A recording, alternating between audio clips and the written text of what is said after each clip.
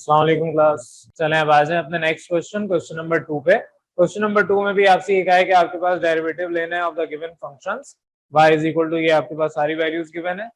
तो यहाँ पर आपके पास इससे पहले क्वेश्चन नंबर 1 जैसे किया वैसे ही यहाँ पे भी आपके पास क्वेश्चन नंबर 2 होगा, लेकिन यहाँ पर आपको इनडायरेक्ट मेथड पहले मैं सिखाऊंगा। इससे पहले जो क्वेश्चन नंबर 1 के हमने चारों पार्ट्स किए उसमें भी आप इनडायरेक्ट मेथड कर सकते हैं, लेकिन वो थोड़ा लेंथी हो जाता है इनडायरेक्ट मेथड के थ्रू। यहाँ पर ज्यादा ट्रिग्नोमेट्रिक फंक्शंस हैं, तो इसलिए यहाँ पर आपको इनडायरेक्ट मेथड भी सिखा रहा हूँ, लेकिन आगे हम फर्दर डायरेक्ट मेथड को ही यहाँ पर तरजीह देंगे और उसको सॉल्व करेंगे। तो इनडायरेक्ट मेथड क्या है? सवाल आपके पास एक गिवन है y is equal to sine cube x। तो आपने यहाँ पर सोल्यूशन की हेडिंग डालनी है। पहला आपके पास जिस तरीके से आपको एग्जाम में करना है प्रॉपर प्रेजेंटेशन के साथ करवा रहा हूँ, उसके बाद वापस अपने ब्लैक मार्कर पे आ जाऊंगा। तो आपने उसी तरीके से सवाल उतारा y is equal to sine cube x। यहाँ पर आप लेट करेंगे जो इंटरनल फंक्शन है उसको u आपने सपोज करना है। तो यहाँ पर साइन क्यूब x है, साइन क्यूब x का मतलब साइन x के ऊपर होल पावर 3 है। तो जो होल पावर है वो आपका एक्सटर्नल फंक्शन हो गया, और जो उस ब्रैकेट के अंदर है इस चीज को आप ऐसे भी लिख सकते थे साइन x का होल क्यूब। तो जो ब्रैकेट के अंदर वैल्यू साइन x इसको आपने u सपोज किया, तो u is equal to sine x। तो derivative of u with respect to x, क्योंकि साइन x है, cos x के बराबर है du upon dx। Similarly y आपके पास चेंज हो जाएगा उसी तरीके से।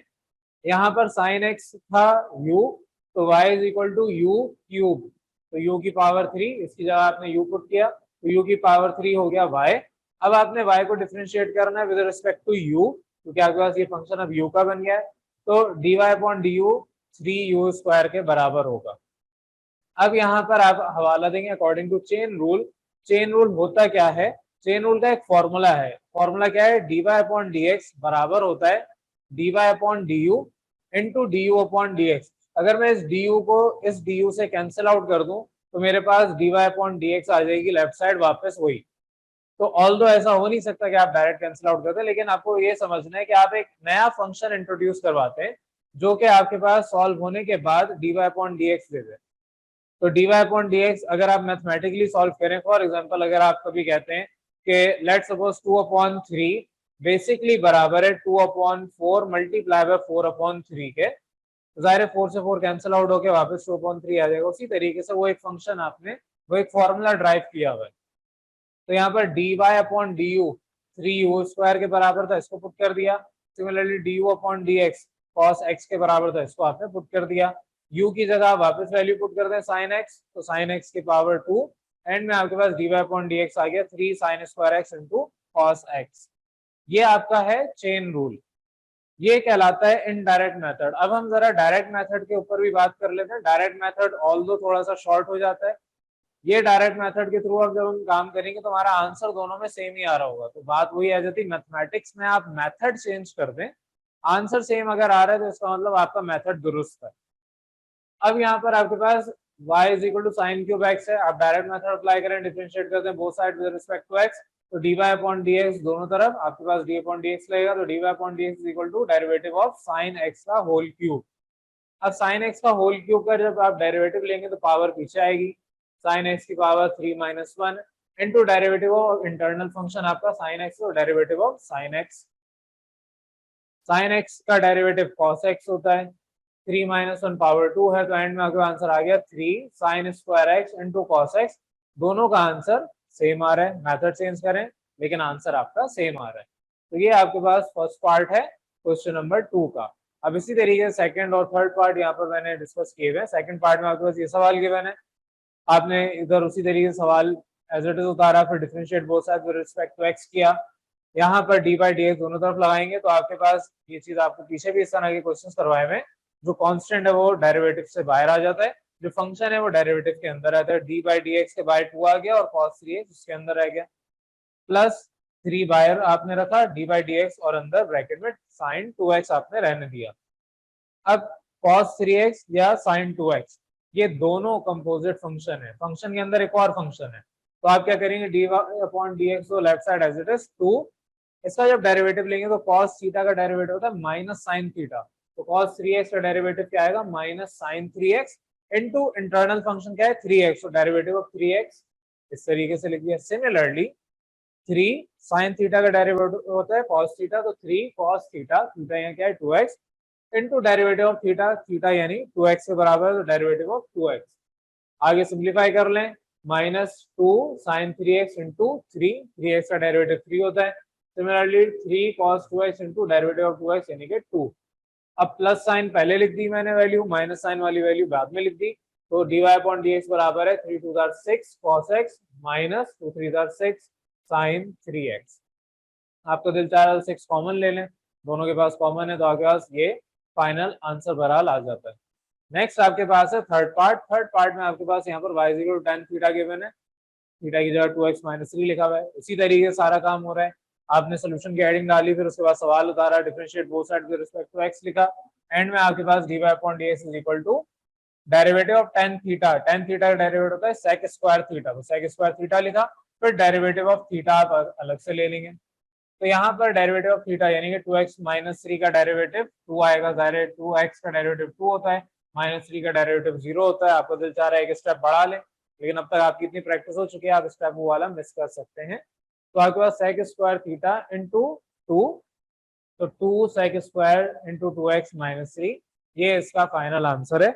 इसके आगे कुछ क्वेश्चंस आपको होमवर्क दूंगा, लेकिन जो आपके क्लास में डिस्कस करने वो भी इसके आगे सॉल्व करना। चलें अब आ जाए अपने नेक्स्ट क्वेश्चन की तरफ, नेक्स्ट पार्ट्स की तरफ। पार्ट नंबर 4 में आपको यहाँ पर सवाल गिवन है sin 4x into cos 5x। अब यहाँ पर आपके पास ये u डॉट v से भी हो सकता था, लेकिन u डॉट v से जब आप इसको सॉल्व करेंगे तो ये बहुत लेंथी हो जाएगा, एंड में आपको ये ओपन करना ही पड़ेगा। तो मैंने आपको शुरू में कहा था इस चैप्टर को स्टार्ट करने से पहले कि आपने फर्स्ट ईयर के अंदर जितने भी ट्रिग्नोमेट्रिक फॉर्मूलाज, आइडेंटिटीज वगैरह पढ़े हैं, ये चैप्टर स्टार्ट करने से पहले आपकी जिम्मेदारी थी कि आपने उन फॉर्मूला को एक लिस्ट बना के अपने रजिस्टर में लिखना था, उतारना था। आपके पास अब तो इतना आसान हो गया, गूगल पे सर्च करें, नेट पे आपके पास आराम से आ जाएंगे बहुत सारे फॉर्मूले। लोगों ने तो बहुत ज्यादा काम भी किया हुआ है, लिस्ट डाउन किया हुआ है, सारी चीजें आपके पास एक जगह कंसाइज वे में मिल भी जाएंगी। तो आपने इससे पहले सम टू प्रोडक्ट फॉर्मूलाज इस्तेमाल किए, इस सवाल में आपको प्रोडक्ट टू सम फॉर्मूला इस्तेमाल करना है। वहां पर भी 4 फॉर्मूले आपने पढ़े हुए थे, यहाँ पर भी 4 फॉर्मूले आपको याद होने चाहिए। उनमें से एक फॉर्मूला यहाँ पर आप अप्लाई कर रहे हैं, आपने पढ़ा हुआ है साइन अल्फा कॉस बीटा का formula, product to sum formula ये कहलाता है। ये बराबर है हाफ ब्रैकेट के अंदर sine alpha plus beta plus sine alpha minus beta. ये फॉर्मूला आपने पीछे सीखा हुआ था फर्स्ट ईयर के अंदर। ये फॉर्मूले आपको याद करने हैं। ये अज्यूम किया जाता है कि सेकंड ईयर में आप वो सारा काम करके आए थे जो फर्स्ट ईयर में आपको सिखाया गया था। अब अगर वो सारा काम आपने किया है तो आपको याद भी होना चाहिए, और अगर नहीं याद तो याद अभी कर लें, क्योंकि ये चैप्टर 4 में भी इस्तेमाल होंगे ये फॉर्मूलाज, और चैप्टर 6 जब आप एंटी डेरिवेटिव यानी कि इंटीग्रेशन पढ़ेंगे वहां पर भी आपके ये सारे फॉर्मूलाज इस्तेमाल हो रहे होंगे। तो ये आपको एग्जाम में बोर्ड के अंदर गिवन नहीं होगी लिस्ट कि ये फॉर्मूला है तो यहाँ पर देख लें ये फॉर्मूला अप्लाई हो रहा होगा। ये सारे फॉर्मूले अज्यूम किए जा रहे होंगे कि आपको याद होंगे। तो बहरहाल यहाँ पर आपके पास साइन अल्फा कॉस बीटा का फॉर्मूला अप्लाई हो रहा है, आप डायरेक्ट अप्लाई करते हैं हाफ। अब यहाँ पर अल्फा 4x है और बीटा 5x के बराबर है, आप फॉर्मूला अप्लाई करते हैं alpha plus beta into alpha minus beta, तो y is equal to half sine 4x plus 5x plus sine 4x minus 5x। ये आपके पास फॉर्मूला अप्लाई हो गया। अब यहाँ पर 4 plus 5 9x, 4 minus 5 minus x, y is equal to half bracket में sine 9x plus sine minus x। अब आपने ये भी मजीद सीखा था एक और आइडेंटिटी के sine minus theta minus sine theta के बराबर होता है। तो यहाँ पर आप इस आइडेंटिटी को अप्लाई करेंगे तो ये चीज चेंज हो जाएगी, माइनस साइन एक्स, अरे minus sine x into plus minus sine x के बराबर होगा। तो y is equal to half sine 9x minus sine x. ये आपके पास फंक्शन चेंज हो गया। अब आपने इस फंक्शन को डिफरेंशिएट करना है with respect to x on both sides, तो dy dx फंक्शन के साथ आप लगा दें, जाहिर ये कांस्टेंट है बाहर मैंने लिख दिया, और अंदर dy dx दोनों के साथ अप्लाई कर दिया। तो आपके पास dy upon dx will be equal to half sine 9x का डेरिवेटिव साइन थीटा का derivative cos theta into derivative of theta यानी कि derivative of 9x minus derivative of sine x यहाँ पर cos x के बराबर। अब 9x का डेरिवेटिव 9 होता है, तो एंड में आपके पास dy upon dx will be equal to 9 cos x minus cos x whole divide by 2।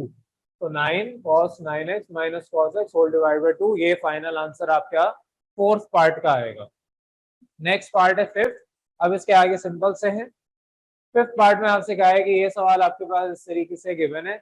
जब भी आपको इस तरीके का कोई सवाल नजर आएगा, आपको यहाँ पर देखना है इवन पावर किसकी है।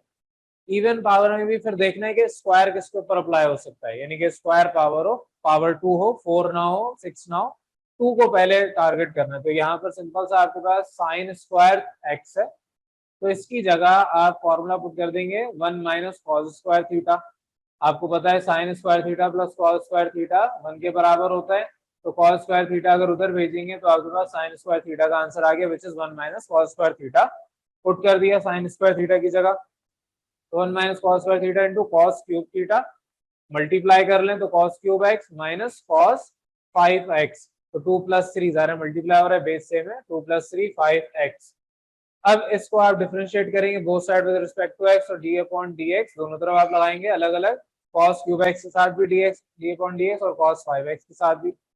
अब यहाँ पर अगेन आपने फंक्शन पढ़ा हुआ है कैसे सॉल्व होगा, चेन रूल अप्लाई हो रहा है, तो कॉस क्यूब एक्स 3 पीछे आएगा, कॉस एक्स की power 3 minus 1 into derivative of cos x, minus अपनी जगह कम थी तो मैंने नीचे लाइन में लिख दिया, माइनस अगेन दोबारा लिखेंगे, 5 पावर पीछे आएगी तो पावर यहाँ पर ले आए 5 पीछे, कॉस की power 5 minus 1 into derivative of cos x, तो यहाँ पर आपके पास 3 cos square x into derivative of cos x minus sine x, minus 5 cos की power 4x into derivative of cos x minus sine x.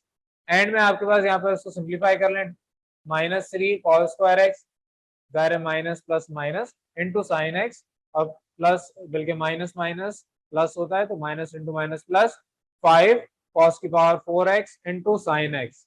अब यहाँ पर किताब के हवाले से साइन थीटा कॉमन लिया है माइनस के साथ, तो माइनस साइन थीटा कॉमन ले लें, तो माइनस साइन एक्स कॉमन लेने पर पीछे 3 cos square x minus 5 cos 4x, ये फाइनल आंसर आ गया आपके फिफ्थ पार्ट का।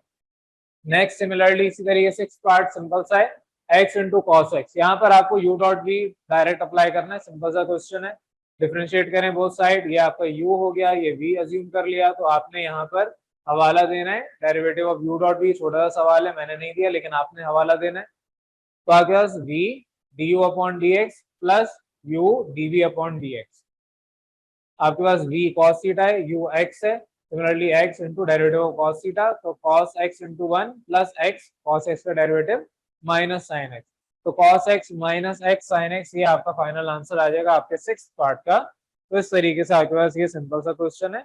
अब नेक्स्ट आपके 2 पार्ट में होमवर्क दे रहा हूँ, 7th और 8th, ये आपके पास क्वेश्चन नंबर 2 भी यहाँ पर कंप्लीट हो जाता है।